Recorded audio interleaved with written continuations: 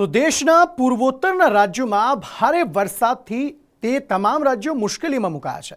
પૂર્વોત્તરના રાજ્યોમાં પૂરની સ્થિતિ નિર્માણ પામતા જનજીવન જાણે અસ્તવ્યસ્ત થઈ ગયું છે। મણિપુર, અરુણાચલ પ્રદેશ અને આસામમાં વિનાશની જીદે ચઢેલા પાણી જાણે કહેર મચાવી રહ્યા છે।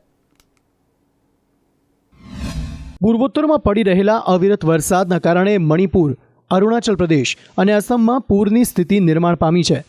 આ રાજ્યોમાં સેના દ્વારા રેસ્ક્યુ ઓપરેશન શરૂ કરવામાં આવ્યું છે। આસામમાં 29 જિલ્લાના 16.25 લાખ લોકો પૂરથી પ્રભાવિત થયા છે।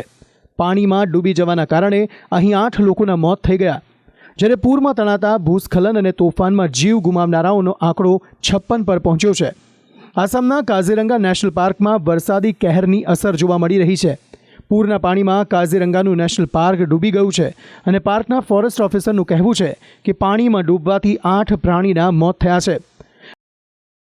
अभी तो क्या ही बताऊं, फ्लड की वजह से जानवरों को बहुत असुविधा हुआ है। तो अभी दिन रात हम लोग एक साथ जुट कर यहाँ पे पेट्रोलिंग मार रहे हैं। रात को भी जानवर रोड क्रॉसिंग करते हैं, इसलिए उसके लिए तैनात हैं।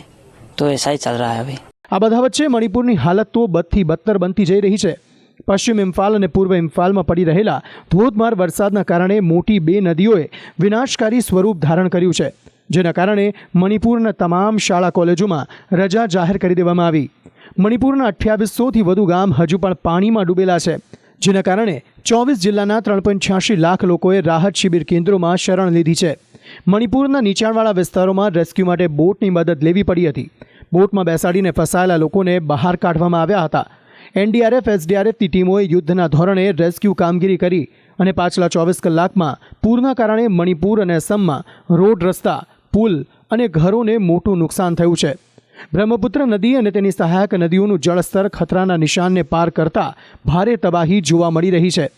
હવામાન વિભાગે મણિપુર અને અસમને સતર્ક કરતા ચેતવણી આપી છે કે પૂર્વોત્તરના રાજ્યોમાં હજુ પણ 7 દિવસ વરસાદનું રેડ એલર્ટ છે। બ્યુરો રિપોર્ટ, સંદેશ ન્યૂઝ।